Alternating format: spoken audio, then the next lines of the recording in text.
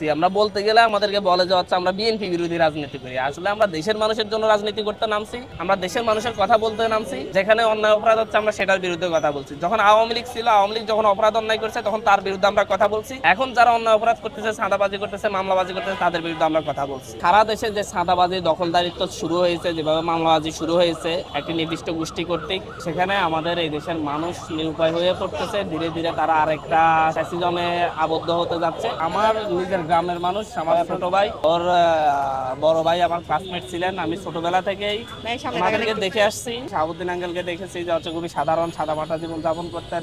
একটি চা দোকান করতেন, আমরা সেখানে বসতাম, আড্ডা দিতাম। সেই জায়গা থেকে উনি কারো এভাবে মানে অন্যায় করেন বা হচ্ছে কারো ক্ষতি করবেন এমনটা কখনো হয় নাই।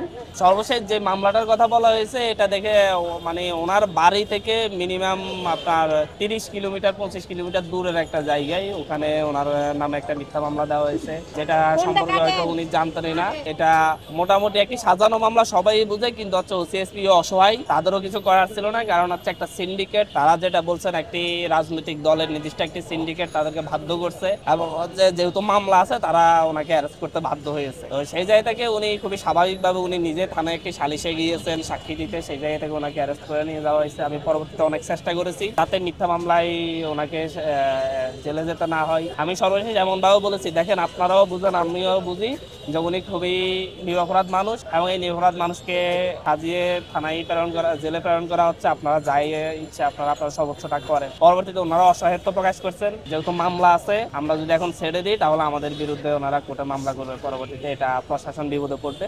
আমার এলাকার একটি জায়গায় গিয়ে জেনেছি একজন অ্যাডভোকেট নিজেই বিভিন্ন মামলায় মানুষজনকে সাজানো মামলায় ঢুকিয়ে বিভিন্নভাবে টাকা পয়সা নেওয়ার চেষ্টা করেন, বিভিন্ন মানে মামলা বাণিজ্য যাকে বলে আর কি। এই সকল জায়গায় আমি মনে করি একটা তদন্ত হওয়া দরকার। রাষ্ট্র উচ্চ পর্যায় থেকে, স্বরাষ্ট্র মন্ত্রণালয় থেকে একটা তদন্ত হওয়া দরকার। তদন্ত করে যারা এরকম মামলা বাণিজ্যের সাথে জড়িত তাদের বিরুদ্ধে ব্যবস্থা নেওয়া দরকার।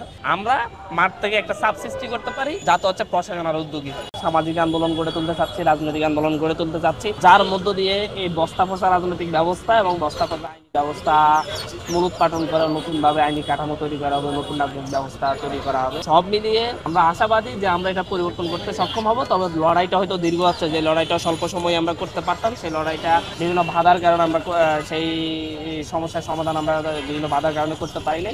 তবে আমরা একসাথে আমাদের লড়াইটা চালিয়ে যাচ্ছি।